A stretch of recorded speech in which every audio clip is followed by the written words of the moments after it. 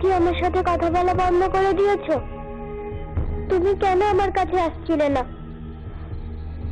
তোমরা সবাই যদি আমার থেকে মুখ ঘুরিয়ে নাও তাহলে আমার কতটা কষ্ট হয় বলো তো?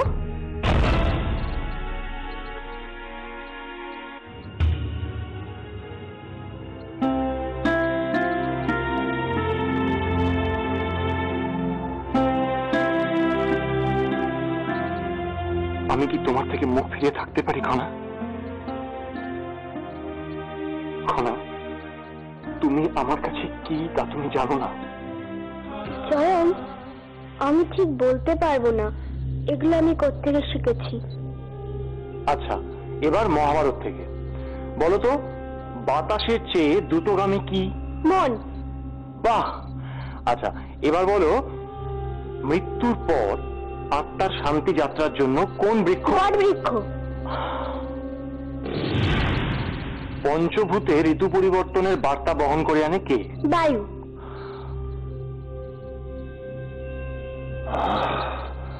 আমি জানতাম শিশুরা নিষ্কলঙ্ক হয়, তাদের মনে কোনো দাগ থাকে না, কিন্তু খনা এভাবে মিথ্যাচার করলো। জয়ন, আমার এখন সব মনে পড়ে গেছে, কিন্তু ভাই কাকা আমার সাথে ভাগ করে নেবে তো? নিশ্চয়ই খনা, নিশ্চয়ই। সময়ের হাতে সব ছেড়ে দাও, দেখবে সব ঠিক হয়ে যাবে, সব ঠিক হয়ে যাবে। দেখো, জয়দ্রথ আমাদের অত্যন্ত প্রিয়ভাজন ঠিকই, কিন্তু মহানামা রাজকুমার, এ কথা অনস্বীকার্য যে সিংহলের রাজকুমারের গুরুত্ব উপপ্রধানমন্ত্রীর থেকে বেশি। তাই তো বলছি রাজিমা, যত শীঘ্র সম্ভব কুমারের বিবাহের বন্দোবস্ত করা হোক। তুমি একদম ঠিক কথা বলেছ, মহানামার বিবাহের ব্যবস্থা করা উচিত, কিন্তু তুমি না, আমি গুরুজন হিসেবে ত্রিজটাকে গিয়ে বলবো।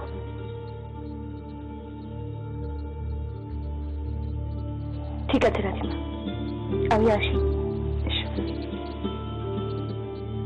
ঐশিকা যে সৎ মনে ত্রিজটাকে বলতে যাবে, সেটা ত্রিজটা স্বাভাবিকভাবে নেবে কিনা আমার যথেষ্ট সন্দেহ।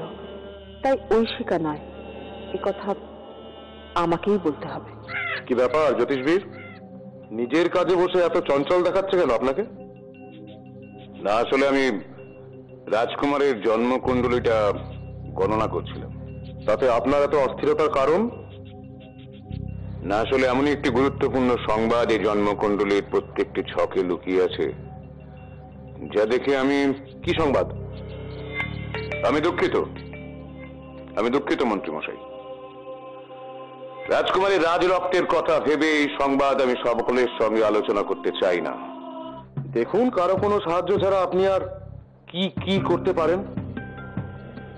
সবাই যখন রাজকুমারের এই সংবাদ জানতে পারবে, তখন যাই হোক, আমাকে আমার গণনা শেষ করতেই হবে। দেখি, আপনি এখানে? তোমার সঙ্গে আমার কয়েকটা কথা ছিল। আমার সাথে? বলুন, মহানামা যেভাবে তার জীবন কাটাচ্ছে, ভবিষ্যতে যদি পরিস্থিতি আরো খারাপ হয়, তুমি কি করবে ত্রিজটা? অর্থাৎ মহানামাকে যদি এখনই সংসারের মায়া জালে না টেনে রাখো, তাহলে কি তুমি নগণ্যটির কাছে যাবে তাকে ফিরে পাওয়ার ভিক্ষা চাইতে? ত্রিজটা, এখনো কিন্তু বেশি দেরি হয়নি।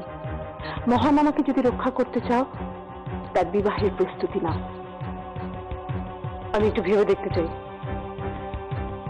যদি মনে হয় আমি এ বিষয়ে অবশ্যই আপনার সঙ্গে পরামর্শ করব।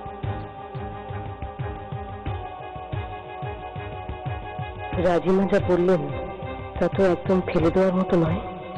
সত্যি যদি মহানামার জন্য আমাকে কিছু করতেই হয়, তবে একবার মাসুমার সাথে কথা বলতে হবে।